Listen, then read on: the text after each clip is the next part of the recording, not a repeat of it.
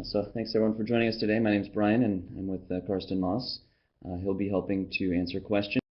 You'll see there's a Q&A pod to the right there. So today we're talking about ensuring reliability of your outgoing email.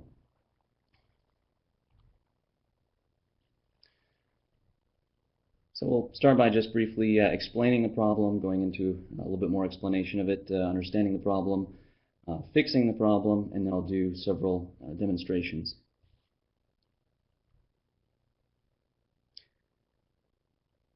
So defining the problem, email you send is unreliable. It's becoming a bit more of a problem these days with the increase of anti-spam measures and new technologies.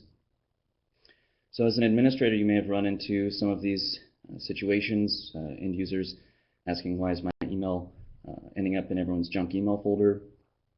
Why am I getting these bounce messages? What do they mean? Why are we on a blacklist? Or why is it taking so long to send mail? Maybe you get a bounce back saying that it's been delayed and it might take up to an hour for somebody to receive a message. So these are the common types of symptoms that you might encounter, and so that's what we'll be talking about, how to address these problems.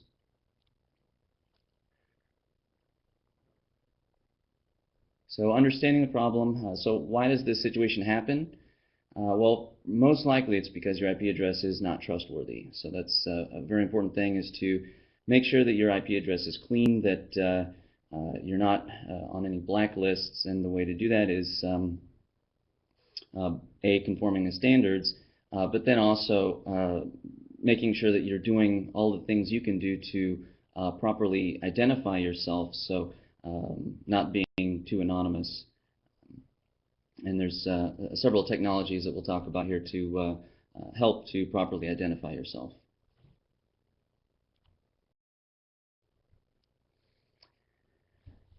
So first and foremost, protecting your IP address to basically prevent being listed on a blacklist. And you see there's a large list of items here. So certainly you want to make sure you have a static IP address. If you're on a dynamic IP, almost for sure you will be on a blacklist. There's an option to hide the local IP and received headers, and I'll show that during the demo. But basically, if you're sending mail from the Kerio Connect client or any outside, maybe if you're at home but you're somewhere outside the network, you're probably going to be on a dynamic IP address, which is most likely going to be listed on a blacklist. And so when Kerio Connect is relaying that message, it will normally insert the IP address into the headers of the message. And a lot of receiving mail servers will actually parse all of the headers and may end up finding that private IP, or sorry, the dynamic IP address, and then as a result, your mail would not be accepted because that IP might be on a blacklist. Avoid sending bulk email. If you do have any kind of marketing campaigns or anything like that, it's suggested to use an outside service, like for example here at Kerio we use Marketo. There's other services, MailChimp is another popular one, but just if you can, try to use an external mailing service for sending large volumes of mail, and not using the mailing list feature in Kerio Connect for that purpose. Using mailing lists primarily just for internal communications. Avoid sharing an IP with other servers, which is kind of similar to a point later on there. But basically, if you have a web server that sends out any kind of email that maybe you don't have control over what people might be putting in a web form, and maybe the content there is not acceptable. And so therefore the IP address that they're sending from might be listed on a blacklist or flagged as spam. So basically the IP that you're using for your Kerio Connect server would be on that same spam blacklist. So if you can, try to give your Kerio Connect server a dedicated IP address so that it's not being shared with other servers that you may not have control over. So the other point I was mentioning is to lock down port 25. So if your Kerio Connect server is on a local network with other computers, I'm sure you've maybe run into the circumstance where somebody mistakenly installs some malware, virus, whatever. It starts sending a lot of outbound spam, and as a result, your IP address ends up being blacklisted. So the suggestion there is, if you have a firewall in place, which most likely you do, to make sure that outbound port 25 is restricted so that only your Kerio Connect server is able to send outbound mail on that port. Disabling spam repellent. So this is a fairly effective anti-spam feature, but it can also have an adverse effect in that when you send outbound mail, there is an anti-spam feature that some mail servers use called callback verification, where it will actually try to open a connection back to the sending server. And if you've got that spam repellent turned on, that process of that callback verification might time out, and as a result, the receiving mail server will actually refuse the incoming mail. So the suggestion there is to either disable spam repellent altogether or to reduce it to a value that's less than, say, 20 seconds, just to make sure that you don't hit any of those a timeout. There's a number of monitoring services for verifying the kind of cleanliness or the health of your IP address. The one I typically recommend is MX Toolbox. They've got a lot of nice little tools for checking the health of your MTA, and they have a free blacklist monitoring service that you can subscribe to, so I definitely recommend checking that out. And of course, they have on-demand blacklist lookup, so you can always input your IP address there to verify whether or not it's showing up on any of the common blacklists. Another option is senderbase.org.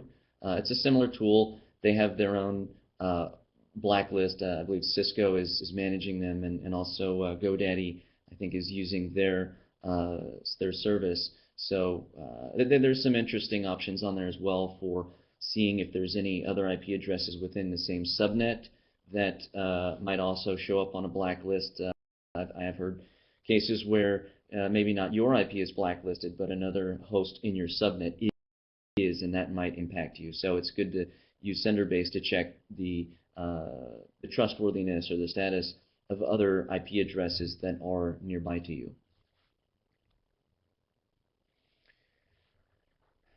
So if you can avoid backscatter, this is basically a result of using store and forward. So if you're in a situation where you're collecting all mail for a domain as opposed to immediately rejecting a connection if it's an unknown recipient, for example, you may end up in the circumstance where Kerio Connect is receiving all of the mail, and because the sender address is spoofed, the bounce back will actually go to an external service. So basically, as you see in the diagram here, this would be representing the spammer.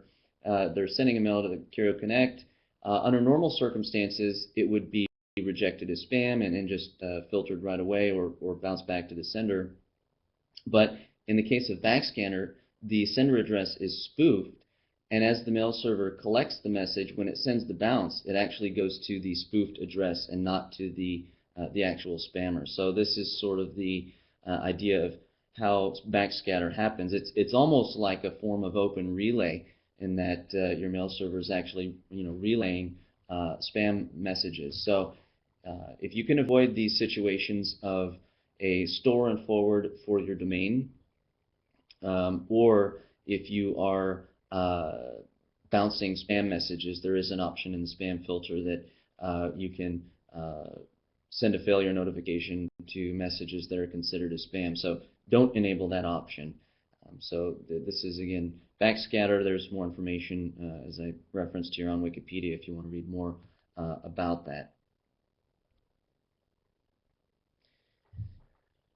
So definitely, if you can, conform to Internet standards. It adds to your trustworthiness when you're kind of following the rules. A lot of receiving mail servers appreciate when you sort of abide by RFC standards. Obviously, spammers are nonconformists. They don't follow standards. So the more you follow the standard, the more you will appear as a legitimate, trustworthy sender.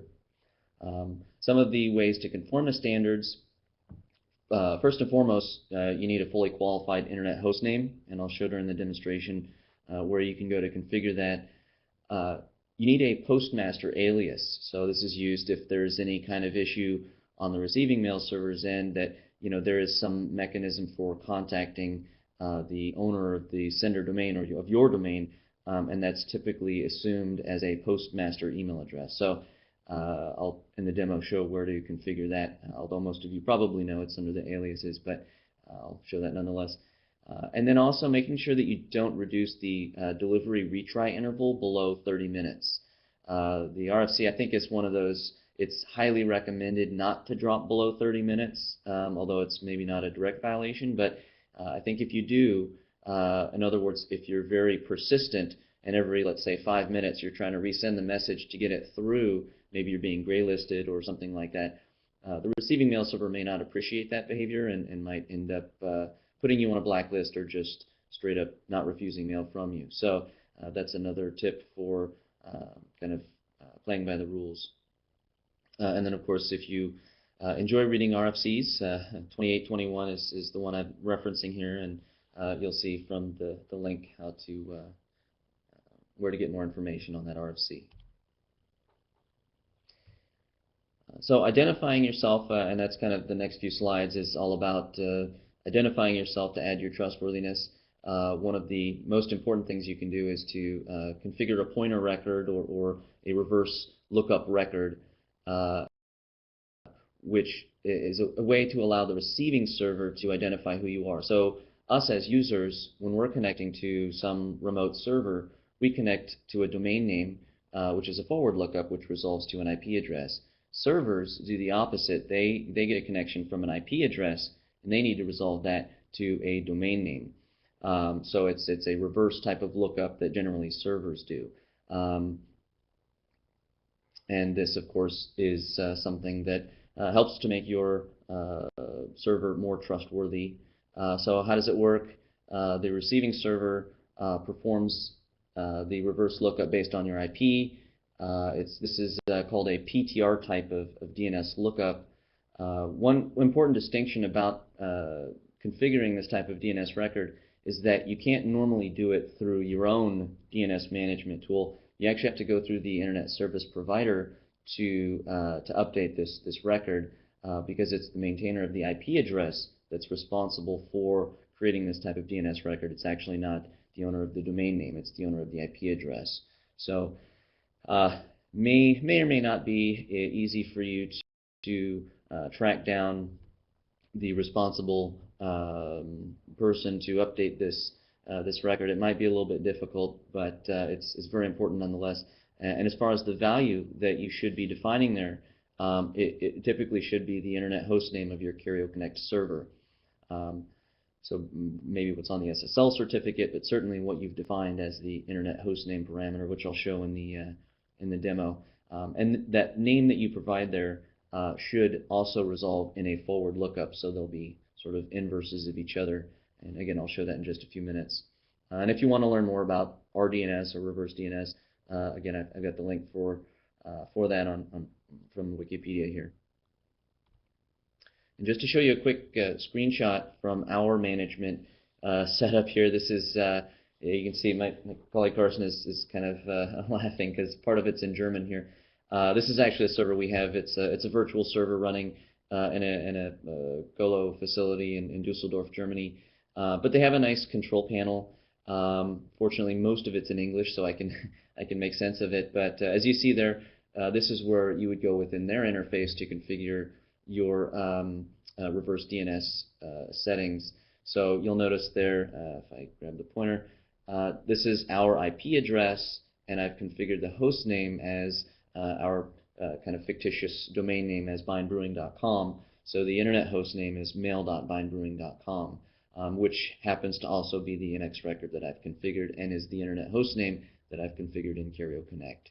So here, this is an example of where you might go to configure it, depending on your ISP, you might have to make a phone call to somebody. I know that Rackspace, if you use their virtual servers, I believe they give you some type of similar interface for managing pointer records or reverse DNS within their control panel.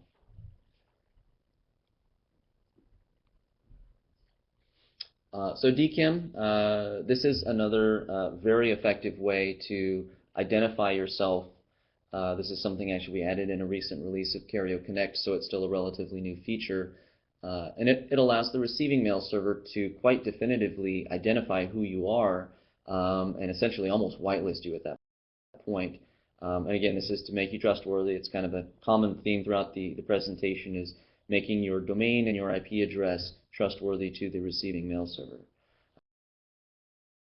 So how it works, your outgoing Kerio Connect server creates a signature and inserts that into the headers of all outgoing email from a particular domain.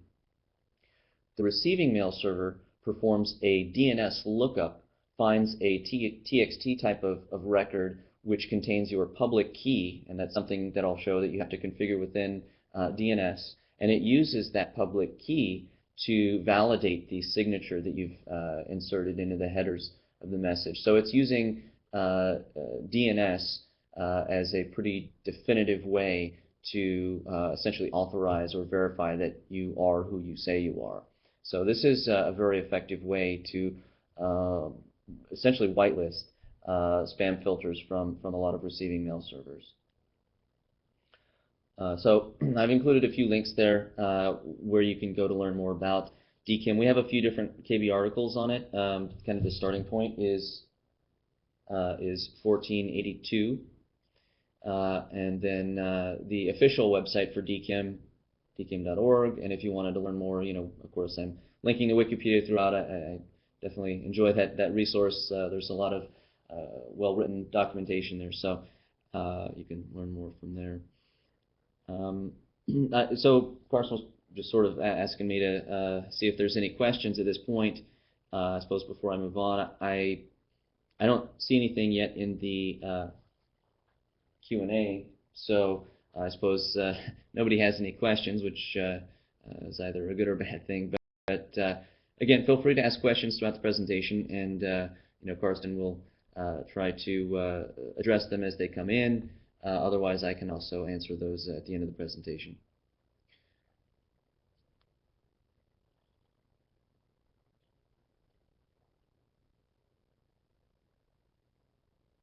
So there's a few questions coming in. I'll let Karsten address those, and I'm going to go ahead and move on through the presentation here.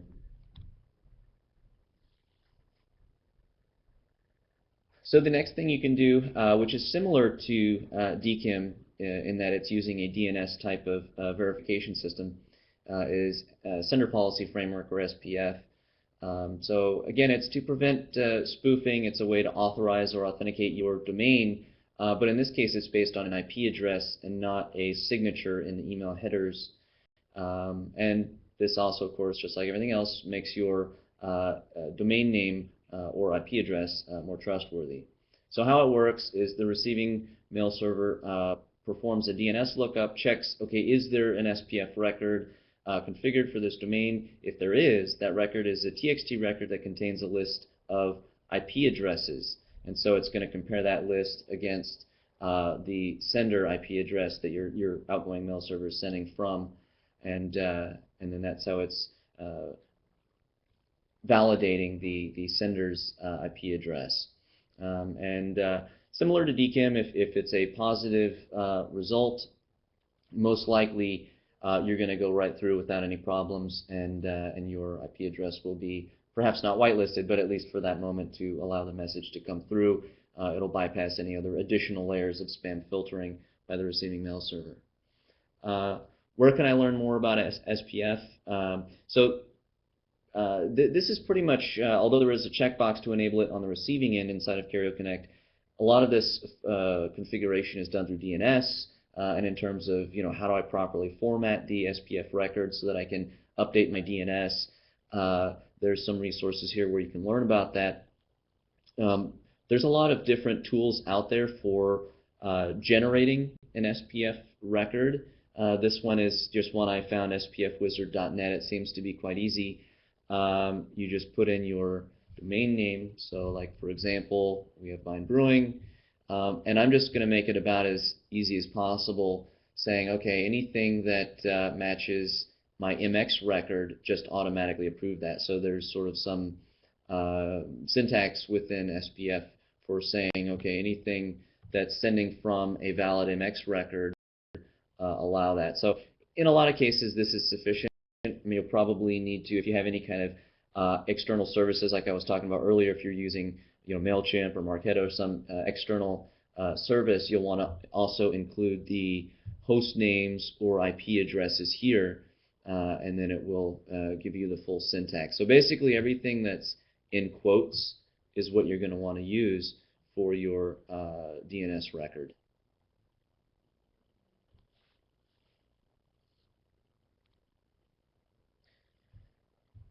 So here I've included how it would look if you're using GoDaddy as a DNS manager.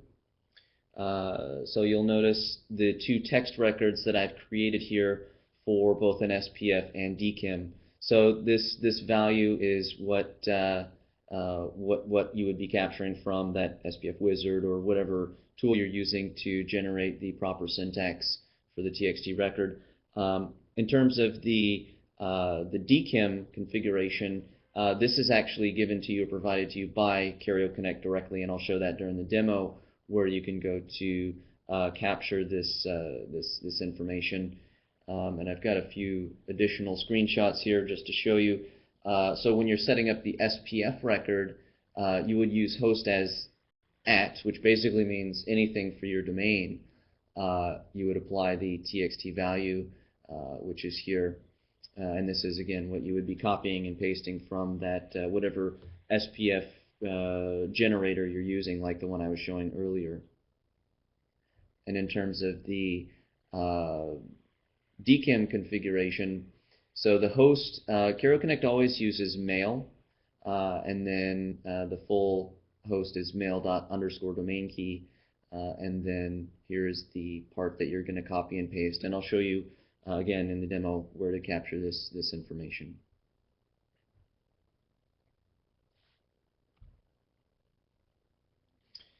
So here's a couple of tools for verifying the DNS. So if you want to make sure, okay, well, I've just created a SPF record, a DKIM, MX record, a pointer record. How do I make sure that I've properly configured all those? So there's a lot of external tools.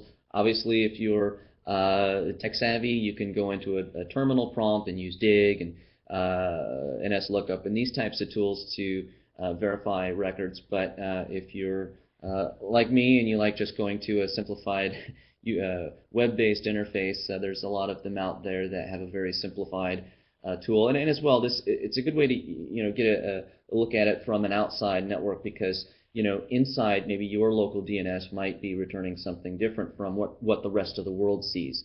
So that's why I like using these external tools, because it's going to give you a better idea of what your DNS configuration will look like for the outside world. So this Scott Kitterman, he has an SPF lookup tool, and if I just put in, again, the fictitious domain that we've got, you say, okay, get SPF record, and then it'll come back and tell you, okay, this is the record I found, and it passed, and so everything looks okay. So this is what a successful lookup will say. So under as for DKIM, you can go to dkimcore.org, and here you have a similar type of verification tool. Kerio Connect always uses mail as the selector, so you've got that mail._domain_key as the host that you would provide, but there is a special DKIM has a selector, and that's what Kerio Connect will always use as mail. So that will be the selector, and then the domain is Vine Brewing. In my example here, again, back to my fictitious domain, so this would be whatever your domain name is. And then if we perform the check, this is what a successful verification will look like. So you've got the couple of different parameters and then large public key here. which again, this is what you would be copying and pasting into your DNS from Kerio Connect, and I'll show that in the demo. As far as the IMEX and reverse lookup verifications, you can use IMEX Toolbox for that. They've got a pretty handy interface for doing all kinds of different types of DNS verifications. So the ones that I'll demonstrate here just quickly is the IMEX lookup. So my domain is Bind Brewing, and I'll just click play there. So it's going to verify that, okay, the MX record is mail.bindbrewing.com, and here's the IP address. And so everything checks out okay. I'm going to copy this IP address because now I'm going to do a reverse lookup. That's one of the options they give us here, is a reverse lookup or a PTR type of query. And we'll run that on the IP address. So this is related to the screenshot that I had shown earlier from our Webtropia setup from the co-located server we have in Germany. So you'll see the PTR resolves this IP to this name, so the reverse lookup looks valid, and the forward lookup then goes back to the IP address. So this is how it should look. The forward lookup resolving to an IP address, and then the IP address resolving to the same host name. So these should basically inverse to each other.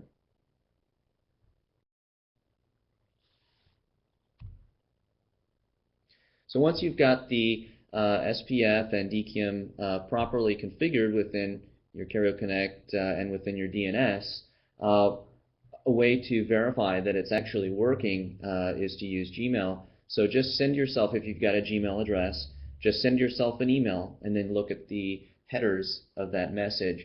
And what you should see is something like this. I've indicated in bold where your SPF record is passed, and then it gives you a little bit of additional information saying, okay, here's the email, and then it designates this IP as a permitted sender. So this SPF checked out okay, and the same with DKIM. So you can see it's saying that it passed. It's showing me what headers were inserted by my outgoing Kerio Connect server. So at this point, we'll go through a few different demonstrations.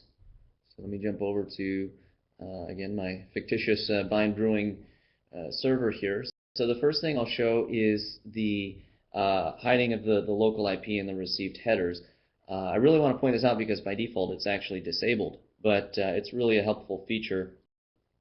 And I'm actually pushing to get this enabled by default in future releases because it really has no negative consequence, but it does have a positive impact. So enabling this will ensure that senders that are outside your network that are using Kerio Connect client, for example, their their dynamic IP address, their personal IP that they're using at home or at a Starbucks or wherever is going to be hidden. It's going to actually be converted to the loopback address.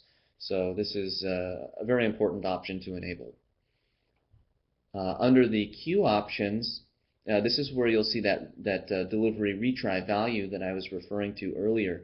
So the default value is 30, and that's certainly sufficient. That's the recommended value. I would not suggest dropping below that because you might end up looking like an aggressive spammer. So in other words, you drop below that, you're not conforming to standards. So definitely do not reduce this value below 30. The other option I'll show here is under the spam filter, and it is the spam repellent. So you'll notice that in our case it's disabled. So that was sort of my suggestion is to disable it. If you want to keep it enabled, because it is a fairly helpful anti-spam feature, I would say something modest like 15 seconds or in that ballpark, because if you go too high, it's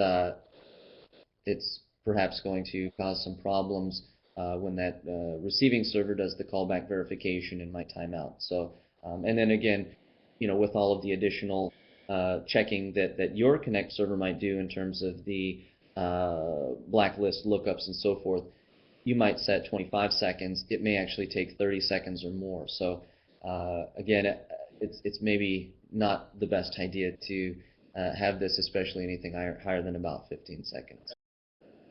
Let me just quickly chime in. This could definitely be also a problem when you're checking with the MX Toolbox. Whenever you're going to use the MX Toolbox and you do not get any results, it could be that your customer has maybe activated the spam repellent and its time frame is too high, so the MX Toolbox times out.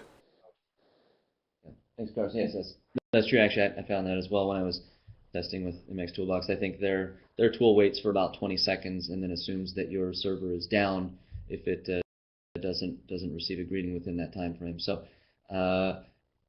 again, there's more and more reasons that I've run into to perhaps either not enable this or to set it to something very low, like 15 seconds, which may actually be somewhat ineffective at that point because even spam servers, I think, are even catching on to this technique. And so I think at this point it may not even be a terribly effective anti-spam measure. So it perhaps might be doing actually more harm than good. Let's see. So the next option that I wanted to show you is under domains.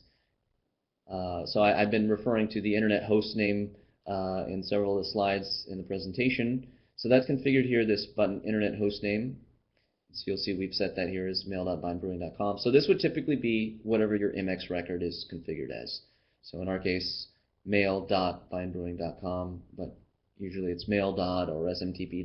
But any name that resolves to the IP address of your server would be sufficient, but ideally it probably should match what's on your SSL certificate and what you've configured as the MX record. This value is actually used during SMTP conversations, whether it's outgoing or incoming. It's how the server identifies its identity. So it's a very important value.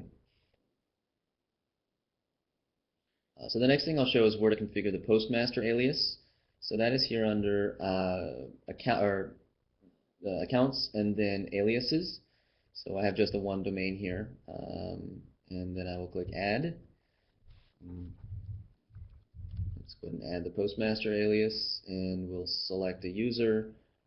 Just choose myself. Okay, and that's that. So again, this is part of the RFC. I think it was 2821, if I'm not mistaken, for SMTP. So this will allow receiving mail servers, or anyone for that matter, to have some way of contacting the administrator or the responsible person for this domain name, and it's something that, again, is conforming to standards and is appreciated and will help to add to the trustworthiness of your domain. So the last option that I'll show here is where you would go to enable domain keys, and that's under the domain. And if you edit your domain, it's under the General tab here. So first thing is to configure the DNS. So because if you try to enable this option and you have not configured DNS, it's going to kick back a warning that it didn't find a valid DKIM record. So first step is to show the public key. So this is where you would capture the record name. So when I was showing my GoDaddy screenshot, this is the host name that I was providing in the TXT record, and then the value is what's here, starting with V and then ending with the end of the string here.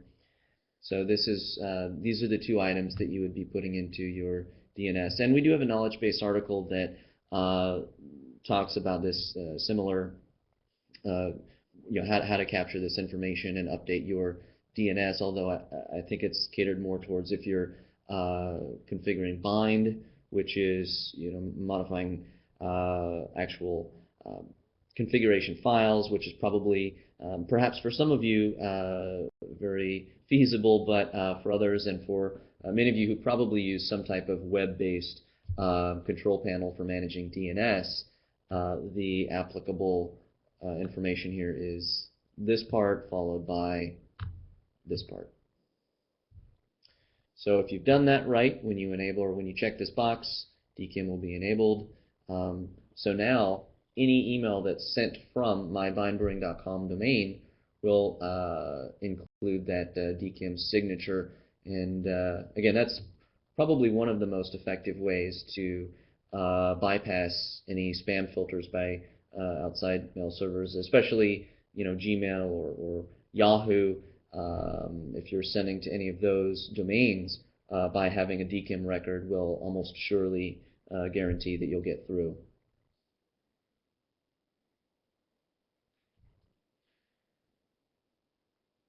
So I believe that was the last demo that we had. We enabled the option to hide the local IP and received headers, verified that the retry interval was not less than 30 seconds. We showed where to disable the spam repellent. Reviewed the internet host name. We added a postmaster alias. We enabled DKIM.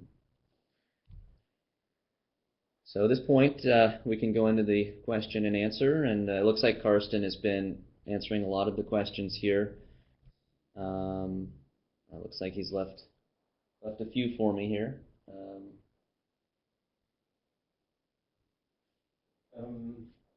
Yes, there's a question. I will not put on my mic because I'm going directly to avoid some echo.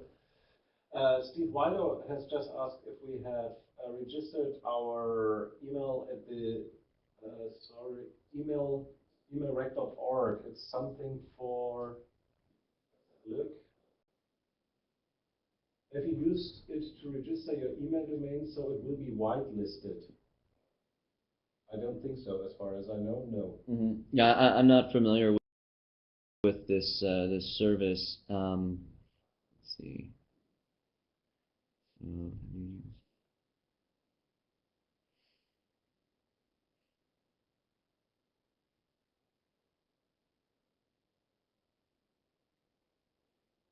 Perhaps that was related to a particular slide that I was on. Oh, emailreg.org. Yeah, so I'm not familiar with emailreg.org, so I'll have to perhaps research that and see. Perhaps that might be another service for whitelisting your domain name, similar to the DKIM and the SPF that I was mentioning earlier. So yeah, again, I'm not too familiar with that, so I'll have to research that and look into it. And there's another question. If you have a spam service in front of Kerio, how does that affect DKIM? That's certainly fine. The DKIM is something that's added when you're sending outbound mail. So everything outbound is going through your Kerio Connect server. So the DKIM record is added at that point. So whether you're sending mail directly out through the internet or whether you're relaying your outbound mail through another provider, either way DKIM will work. It shouldn't really make a difference because you're modifying the headers of the message as it's being composed and sent through Kerio Connect. So in other words, yeah, it shouldn't make a difference if you're using an external provider for relaying mail.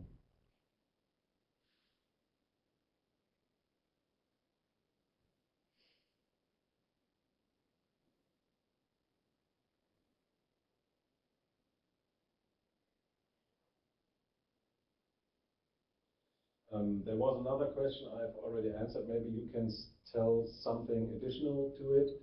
If you're hiding a client IP address and someone is using a user's account to send spam, how do you find the IP address? I basically think when you have a suspicious mail sent from any account within your intranet or something, you still can check and search for this suspicious mail in the mail log, so you can identify from what IP it was sent. It's related to the thing where you have said hide IP, local IP address. So this is a question, how could I find out the spammer in my environment if I'm hiding the IP address from the sender? But I think I can still check it out in the mail log. It's still in the logs, yes, for sure. Hopefully they were able to hear your question, but basically if you check that box to hide the sender's IP address, that's only, maybe I didn't mention it clearly, but it's only removing it from the email headers that the receiving mail server will see. In terms of the logs, the mail log or any other logs, the sender's true IP address will show up in there. So that option, again, will only help you and pretty much won't hurt you. So you can still verify if that was a spammer or maybe a mailbox was compromised or whatnot. You'll still be able to see from the mail log what the actual true offending IP address was. PC call, when you click on it, you can see you would love to, if we can show how to configure the DKIM record in the DNS. I don't know. Yeah, so I had provided a screenshot earlier on.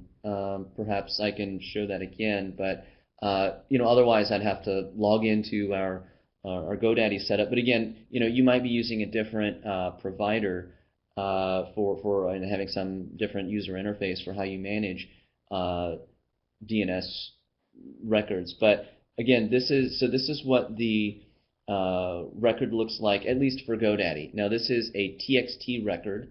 So within GoDaddy, I'm saying create new TXT record. And for the host value, I'm using this, which is what Kerio Connect provided to me. And this, which is also what Kerio Connect provided. If I go back and then I click on Show Public Key, so you see it's this part combined with this part. So that's hopefully sufficient, but yeah, I think for now that's pretty much all that I can provide. Again, the knowledge base article has similar related content. If you just search for DKIM in the knowledge base, you'll pull up an article on how to configure DNS for DKIM. So PC call, I can just tell you, for example, I'm with my private Kerio Connect. My domain is a domain factory, and the interface looks completely different from the GoDaddy. So, but the basic information you need to provide are always the same, but the interfaces where you have to fill it in look pretty different from provider to provider. So it is pretty difficult for us to provide every provider interface you are seeing when you want to make a DKIM record. But basically, it's always the same. So the values that I was showing there are the two main values: the mail._domain key, and then copying and pasting the part that is after TXT value. When you go to the question from John Clayton, exactly.